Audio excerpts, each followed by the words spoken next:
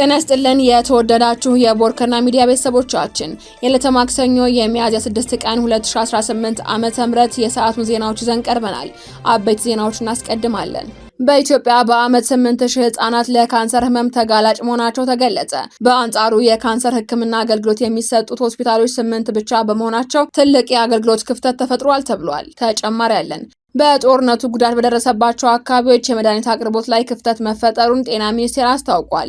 በጤና ተቋማት ላይ የአገልግሎት መሻሻል ቢታይም ለህብረተሰቡ የሚመጥን አገልግሎት እየተሰጠ አይደለም ተብሏል። ተጨማሪ መረጃ አለን። የባቢሌ ዝሆን ዝርያና ጎሽ ሙሉ በሙሉ የመጥፋት አደጋ ተጋርጦባቸዋል ተባለ። የዕለቱ ዜናችን አካል ነው። ስጋት ባለባቸው 110 ትምህርት ቤቶች ላይ የትራፊክ አደጋ አልደረሰም ተባለ። ተጨማሪ ይዘናል። ከውጭ ቻይና አሜሪካ በሆርሙዝ ሰርጥ የወሰደችው እርምጃን አወገዘች። ከውጭ በዝርዝር ለመመልከት መርጠነዋል። ዜናዎችን በዝርዝር እናቀርባለን። በቅድሚያም የከምባታ ዞን ፖሊስ አባል በታጣቂዎች ተገደሉ። የከምባታ ዞን ፖሊስ ባልደረባ የነበሩት ኮማንደር አልማዝ ዮሐንስ በድንገተኛ ጥቃት መገደላቸውን ዞኑ አስታውቋል። ጥቃቱ በማን እንደተፈጸመ የተገለጸ ነገር ግን የለም። የከምባታ ዞን ፖሊስ መምሪያ ባወጣው የሐዘን መግለጫ የከምባታ ዞን ፖሊስ ባልደረባ የሆኑት ኮማንደር አልማዝ ዮሐንስ ሰብሮ በሀገር ደረጃ የማዕከላዊ ኢትዮጵያ ክልል መንግስት ፖሊስ ኮሚሽን ለስትራቴጂክ አመራር ስልጠና በወጡበት መስፈርት መሰረት ተወዳድረው በማሸነፍ በኢትዮጵያ ሀገር መከላከያ ዩኒቨርሲቲ ዋር ኮሌጅ ትምህርታቸውን በመከታተል ላይ የሚገኙና ለትንሳኤ በዓል ወደ ቤተሰባቸው ደርሰው ወደ ትምህርት ገበታቸው አዲስ አበባ ሲመለሱ በቀን 5/8 ወር 2018 ዓ.ም 11 ሰዓት ከ35 ደቂቃ በሚሆንበት ጊዜ በታጠቁ ጸረ ሰላም ኃይሎች ህይወታቸው አልፏል ብሏል። ኮማንደር አልማዝ ዮሐንስ በከምባታ ዞን ፖሊስ መምሪያ በተለያዩ ኃላፊነት ደረጃ ከ21 ዓመት በላይ ህብረተሰቡንና የዞኑን ማህበረሰብ እንዲሁም የፖሊስ መምሪያውን የማኔጅመንት አባል በመሆን መንግስትን በታማኝነትና በቁርጠኝነት ህይወታቸውን እስካለፈበት ጊዜ ድረስ ማገልገላቸው ተገልጿል። የፖሊስ ከፍተኛ አመራሯ በአመራር ዘመናቸው ጥሩ ስነ ምግባር ያላቸውና በዞኑ ለሚገኙ የፖሊስ አመራርና አባላት አርአያ የሆኑና ብዙ የፖሊስ አባላትን ያፈሩ ጠንካራ የፖሊስ ከፍተኛ አመራርና መኮንን ነበሩ ብሏል። የዞኑ ፖሊስ ኮማንደር አልማዝ ዮሐንስ ከፖሊስ ሙያ ውጪ በተለያዩ ማህበራዊ ጉዳዮች ላይም ከፊት በመሆን በመምራትና ለተለያዩ ለተቸገሩ ወገኖች ህብረተሰብን በማስተባበር እስከ ሞታቸው ጊዜ ድረስ እየረዱ ቆይተዋል ተብሏል። ኮማንደር አልማዝ ዮሐንስ ባለትዳርና የሁለት ሴትና የአንድ ወንድ ልጅ እናት ነበሩ ያለው የፖሊስ መምሪያው መግለጫው በኮማንደር አልማዝ ሞት የተሰማውን ጥልቅ ሐዘን እየገለጸ ለመላው ቤተሰብ፣ ለዞኑ ፖሊስ አባላት እንዲሁም ለዘመድ አዝማዶቿ መጽናናትን እመኛለሁ ብለዋል። በኢትዮጵያ በአመት 8000 ልጆች ለካንሰር ህመም ተጋላጭ መሆናቸው ተገለጸ። በአንጻሩ ለካንሰር ህመም 8 ሆስፒታሎች ብቻ መኖራቸው በቂ የህክምና አገልግሎት ለመስጠት አላስቻለም ተብሏል።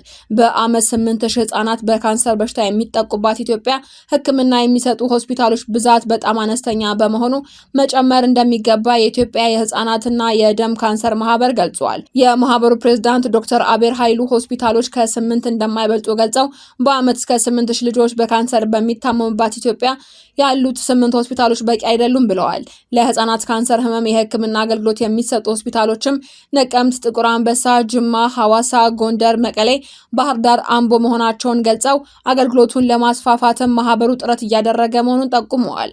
በሌላ በኩል የዘርፉ ምሁራን እንደሚሉት በተለይ ህፃናት ከካንሰር ህመም የመዳን እድላቸው ከፍተኛ ነው። ዶክተር አቤል በበኩላቸው በጥቁር አንበሳና በሌሎች ሆስፒታሎችም ታክመው የዳኑ ብዙ ልጆች አሉ ብለዋል። ስራ የያዙ ዩኒቨርሲቲ ውስጥም ያሉ በካንሰር ተጠቅተው የዳኑ ልጆች አሉ ሲሉ መስክረዋል። ለመዳን ደግሞ ህፃናት የኬሞቴራፒ ህክምና፣ የቀዶ ጥገና ህክምና፣ የጨረር ህክምና እንደሚያስፈልጋቸው ገልጸዋል። ለምሳሌ ኩላሊት የጡንቻ ካንሰር ከሆነ በካንሰር የተጠቃው ኩላሊት በሰርጀሪ መውጣት ይኖርበታል ያሉት ዶክተር አቤል የጨረር ህክምና ሁሉም አይፈልግም፣ ያስፈልጋል ለሚባልባቸው የካንሰር አይነቶች ግን በጣም ፍቱን የሆነ ከፍተኛ ለውጥ ያመጣል ብለዋል። ከ15 እስከ 20 በመቶ የማይበልጥ ደግሞ ንቅለ ተከላ ህክምና እንደሚያስፈልገው ገልጸው የንቅለ ተከላ ህክምና ገና በኢትዮጵያ አልጀመርንም በማለትም ተናግረዋል። ድጋፍ ሰጪ የሆነው የደም ህክምና በጣም አስፈላጊ ነው። ሰዎች ደም ሊለግሱ ይገባል። ደም ከሌለ ከደም ካንሰር ጋር የተገኙትን ለማከም ያስቸግራል ሲሉም ገልጸዋል። በተያያዘ የኬሞቴራፒ መድኃኒት፣ የጨረር ህክምና ሰርቪስ የባለሙያዎች እጥረትም ዘርፉን በዋናነት እየፈተነ መሆኑን የተናገሩት ዶክተር አቤል ጤና ሚኒስቴር በጤና ላይ የሚሰሩ መንግስት ያልሆኑ ተቋማት፣ ሚዲያዎችም ከተረባረቡ ችግሩን መቅረፍ እንደሚቻል ጠቁመዋል። በሌላ በኩል በርካታ የካንሰር ህሙማን ውጭ ሀገር ሄደው የሚታከሙት ኢትዮጵያ ውስጥ ምን አይነት ሕክምና ስለሚጎድለው ነው ስንል ላቀረብንላቸው ጥያቄን በዋነኝነት ምርመራ ለማድረግ የሚያስፈልጉ ነገሮችና አንዳንድ እንደ ዘረመል ሕክምናዎች ስለሌሉ መሆኑን አስረድተዋል። በግጭት በተጎዱ አካባቢዎች ያለው የጤና አገልግሎት መሻሻል ቢያሳይም የመድኃኒት አቅርቦት ላይ ክፍተት እንዳለ ተገለጸ። በግጭት በሰው ሰራሽና በተፈጥሮ አደጋዎች ጉዳት ደርሶባቸው በነበረ አካባቢዎች የሚገኙ የጤና ተቋማት ዳግም አገልግሎት መስጠት መጀመራቸውንና በመልሶ ግንባታውም ከፍተኛ መሻሻል ቢታይም በመድኃኒት አቅርቦት ረገድ አሁንም ክፍተቶች እንዳሉ ጤና ሚኒስቴር አስታውቋል።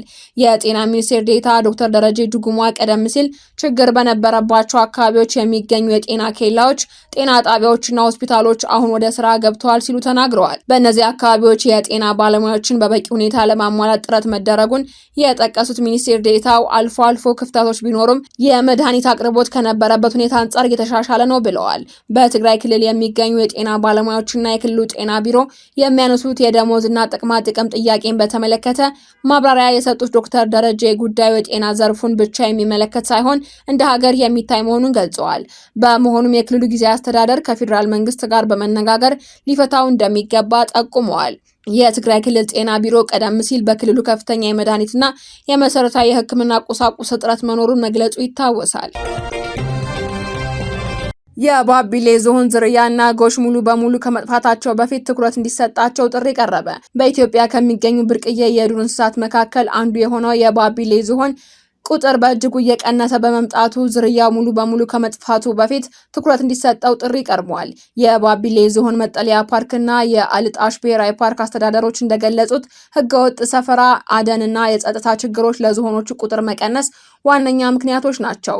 የባቢሌ ዝሆን መጠለያ የፓርክ አስተዳደር ተወካይ ወይዘሮ ፈቲያ አስማን ከዓመታት በፊት ከ1000 በላይ የነበረው የዝሆን ቁጥር በአሁኑ ወቅት ወደ 215 ዝቅ ማለቱን ተናግረዋል። ችግሩን በዘላቂነት ካልተፈታ ዝርያው ሙሉ ለሙሉ ከምድረ ገጽ ሊጠፋ የሚችልበት እድል እንዳለ ስጋታቸውን ገልጸው መንግስት አስቸኳይ መፍትሄ እንዲሰጠውም አሳስበዋል። በተመሳሳይ የአልጣሽ ብሔራዊ ፓርክ አስተዳደር አቶ ሙላው ሽፈራው ከዝሆን በተጨማሪ የጎሽ ቁጥር እየቀነሰ መሆኑን ጠቁመዋል።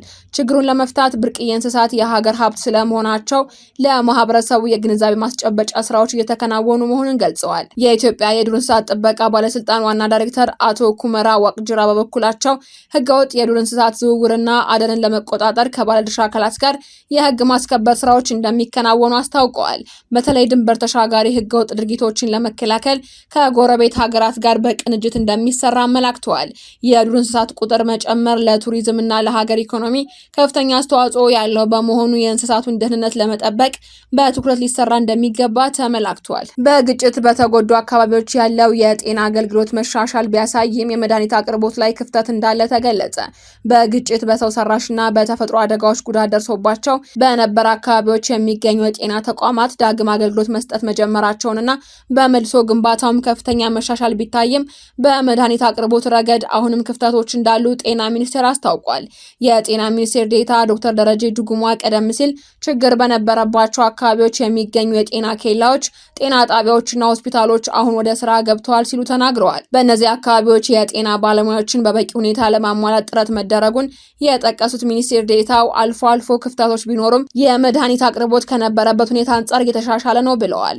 በትግራይ ክልል የሚገኙ የጤና ባለሙያዎችና የክልሉ ጤና ቢሮ የሚያነሱት የደሞዝና ጥቅማ ጥቅም ጥያቄን በተመለከተ ማብራሪያ የሰጡት ዶክተር ደረጀ ጉዳዩ የጤና ዘርፉን ብቻ የሚመለከት ሳይሆን እንደ ሀገር የሚታይ መሆኑን ገልጸዋል። በመሆኑም የክልሉ ጊዜያዊ አስተዳደር ከፌዴራል መንግስት ጋር በመነጋገር ሊፈታው እንደሚገባ ጠቁመዋል። ባለፉት 9 ወራት ለአደጋ ተጋላጭ በነበሩ በ110 ትምህርት ቤቶች ላይ የመንገድ ትራፊክ አደጋ አልደረሰም ተባለ። የአዲስ አበባ ትራፊክ ማኔጅመንት ባለስልጣን መስሪያ ቤት በበጀት ዓመቱ መጀመሪያ ላይ ለትራፊክ አደጋ ተጋላጭ የሆኑ 110 ትምህርት ቤቶችን በመለየት በ9 ወራት ውስጥ በርካታ የመንገድ ደህንነት ተግባራትን በማከናወኑ ቀደም ሲል በትምህርት ቤቶች አካባቢ ይደርስ የነበረውን የትራፊክ ግጭት ሙሉ በሙሉ ማስቀረት መቻሉ ተገልጿል። በትምህርት ቤቶቹ ላይ ከተከናወኑ ተግባራት መካከል የመንገድ ደህንነት ክበባት ማቋቋም፣ በተለያዩ ሚዲያዎች የግንዛቤ ማስጨበጫ ስራ መስራት፣ 1100 አዲስ ረዳት የተማሪ ትራፊክ አስተባባሪዎችን በማሰልጠን ወደ ስራ ማስገባት፣ ለመንገድ ደህንነት ማስተማሪያ አጋዥ የሚሆን መሰረታዊ የትራፊክ ምልክቶችን የያዙ 1000 የህትመት ውጤቶችን ለትምህርት ቤቶቹ ማከፋፈል ይገኙበታል ተብሏል። እንዲሁም በትምህርት ቤቶቹ በአካል በመገኘት ለ141500 ተማሪዎችና የትምህርት ቤት ማህበረሰብ በባለሙያዎች የገጽ ለገጽ የመንገድ ደህንነት ትምህርት የተሰጠ ሲሆን የመንገድ ትምህርቱን ለማስፈጸም በየትምህርት ቤቶቹ የተማሪው ጥያቄና መልስ ውድድር ተካሂዷል። በየትምህርት ቤቶቹ ላይም በተካሄደው ዳሰሳም ቀደም ሲል ለአደጋ ተጋላጭ ናቸው ተብለው በተለዩ 110 ትምህርት ቤቶች ባለፉት 9 ወራት ምንም አይነት የመንገድ ትራፊክ አደጋ አለመድረሱን መገለጹን፣ ተግባራቶቹም በሌሎች አካባቢዎች ተጠናክሮ እንደሚቀጥል የአዲስ አበባ ትራፊክ ማኔጅመንት ባለስልጣን የህዝብ ግንኙነትና ኮሚኒኬሽን ዳይሬክተር ወይዘሮ ገነት ዲባባ ተናግረዋል። ቻይና አሜሪካ በሆርሙዝ የባህር ሰርጥ የጣለችውን ከበባ አወገዘች። ቤጂንግ የዋሽንግተን እርምጃ አደገኛና ኃላፊነት የጎደለው ስትል ወቅሳለች። በተጨማሪም ሁሉን አካታች የተኩስ አቁም እንዲደረግም አሳስባለች።